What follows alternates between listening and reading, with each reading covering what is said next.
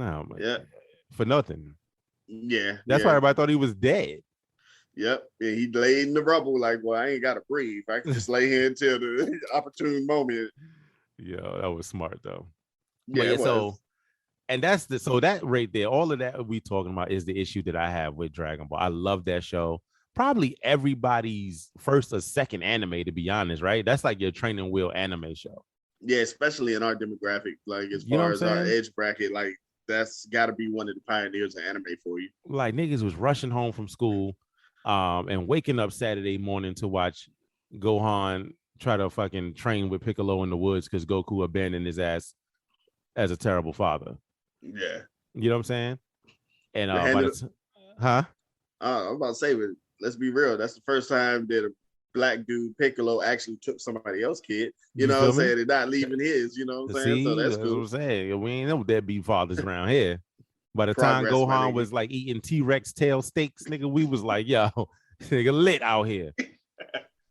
So that's everybody's for real. I feel like it's everybody's training wheel anime. And that's why to this day, grown ass men love that show and women don't get it. Like, well, I hate that shit.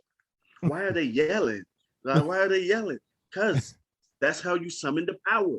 And now that we know that it comes from their tickle spot in their back, like we know. That explanation was trash. But so the problem with Dragon Ball that I've always had is the center of the universe is clearly Earth in Universe 7. Yep. This is why. Goku and Vegeta. Goku is the king, right? Mm-hmm. Vegeta is the second up all the time. Yep. Up until now, but we about to get into that. But those two are clearly the strongest nigga in our universe, on our Earth, all of that shit, right? Yep. People show up that are stronger than them, and then they have to use their same ability of getting their ass kicked and getting stronger to overcome these issues, right? I'm talking about Cell, Frieza, Boo, Majin Buu, fucking, it just broadly, it just keeps going and going and going, right? Yeah, don't even pull from the movies because that's like 20 other niggas. Right, facts. So my thing is, they all show up to fight Goku, and Goku's always excited to fight. Vegeta has to step in, all of that. Everybody has shined or failed at some point, right? Because Vegeta killed Cooler. Yep. Goku failed on Cooler, but Goku beat Frieza, right? So it's always something, but it's always some diesel evil entity out there for these niggas to fight. Why the fuck don't any of these niggas collide with one another before they get to Earth? I don't know. I feel like they would by chance would run into each other. I feel like that's the thing. If you're that much of a powerhouse, you have to cross paths. Goku and Vegeta can't be the universal intersect for all of the universes in this whole show. That makes no sense. That's so conceited to think that that's what it is, right? Yeah. Because even if they don't cross paths, so like in the Moro arc, somebody came and told them, hey, there's this dude named Moro out there. And Goku was like, what? I'm gonna fight him. What? Nigga, what? Like, what is this? You know what I'm saying? Like, yo, that shit is ridiculous. And I'm like, so when do we stop? When do we just admit that Goku and Vegeta are the strongest niggas in all of the lands? I don't think they're gonna ever do that because the power of the pen mean they can just make niggas up at will. Right. And they got how many universes is it? Well, it was 11 in the tournament or 12 in the tournament. And then there was like 7 that was exempt because they were too strong or some shit, right? Right. What the fuck? So that's what I was saying. There was 7 universes that couldn't even participate because they was already D's. Yeah, they was like, no, they've been proven. They got that grade A stamp of approval right there. So what the fuck was them niggas? Why we not watching them? Why doesn't the camera shift from Earth Universe 7 and go to one of those? I want to see what them niggas over there doing. Who are they? You know what I'm saying? And they better not be no fat, clunky robot looking niggas neither, because I'm gonna be mad. I hate those characters in all of the Dragon Balls. Yeah, I do too.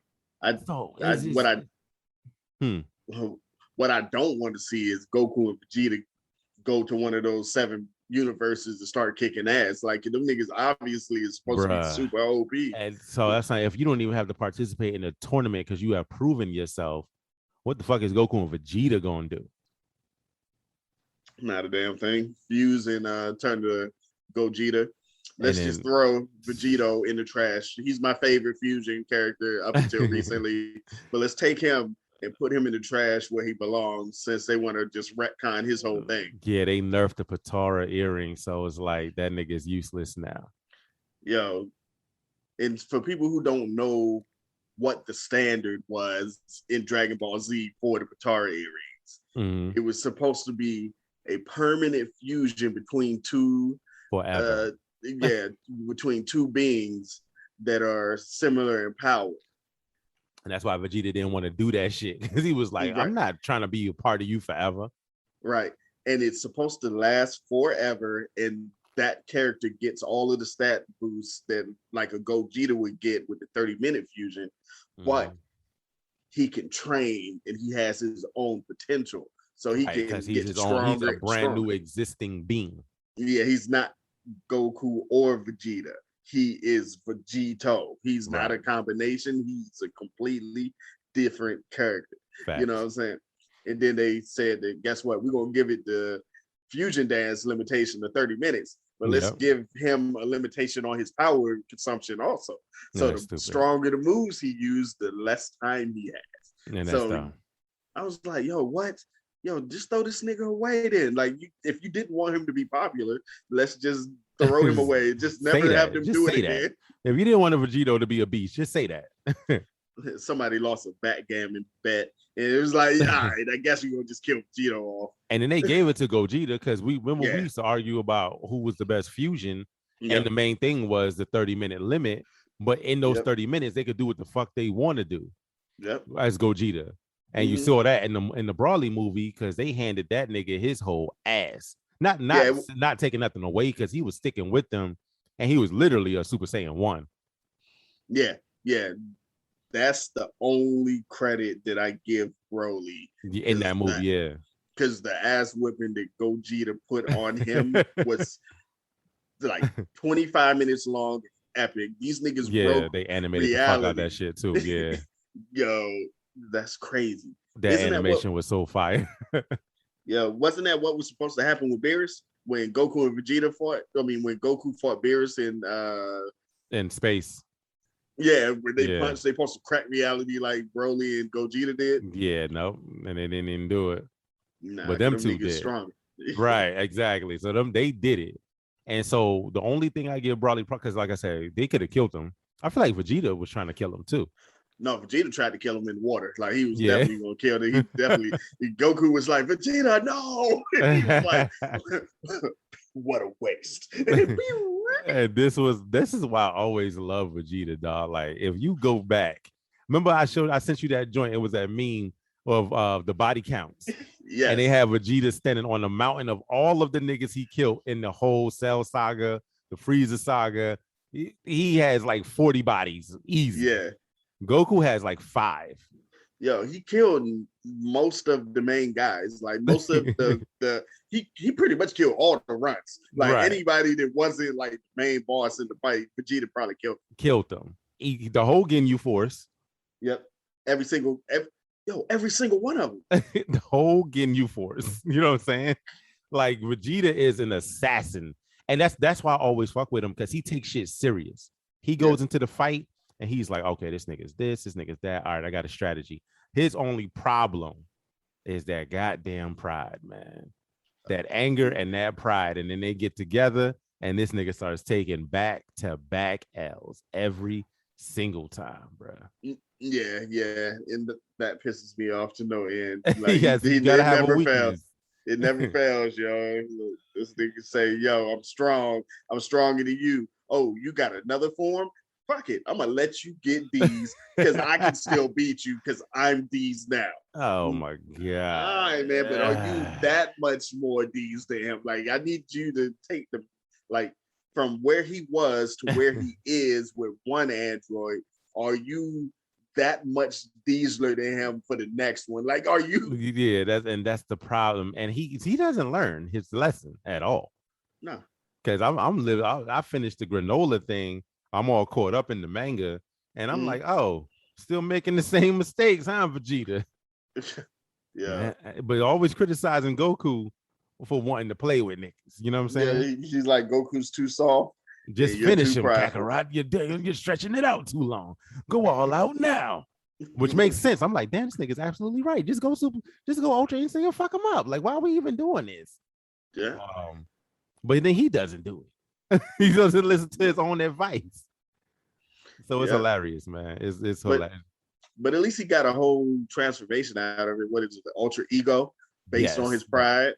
And so now that you bring that up, that's why I say I thought Dragon Ball was going to die. I'm not even going to lie. I was like, if they keep going with this whole, there's these hidden diesel niggas everywhere that's going to show up and fight Goku and Vegeta, I'm going to fall off. I'm good. Like, I don't want to read no more. I don't want to watch no more. No thanks.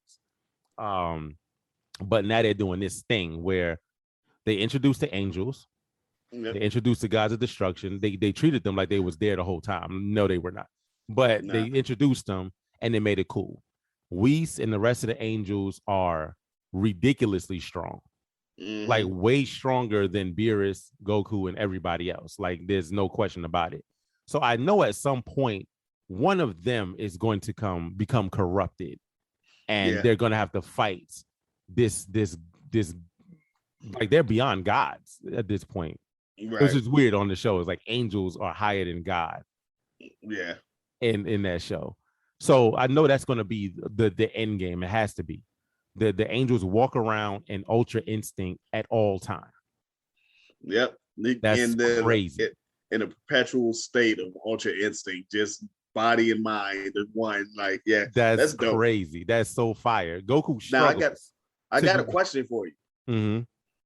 So, all right, because yes, that's a big thing. Like I felt that way up until recently too about the God of Destructions being weaker than the angels. Mm-hmm. But do you think it's because they're in a perpetual state of Ultra Instinct that it just seems that way? Yeah, definitely. I think that's what it is. Because now that they balanced it out, of course, utilizing Goku and Vegeta, I was like, so Beerus is not weaker than Whis. Right. They're just on different spectrums of power. Like their power might be equal, but they handle it differently. You know what I'm saying? Mm-hmm. And so that's why I was like, I thought that was so interesting. So clearly Goku is trying to master Ultra Instinct.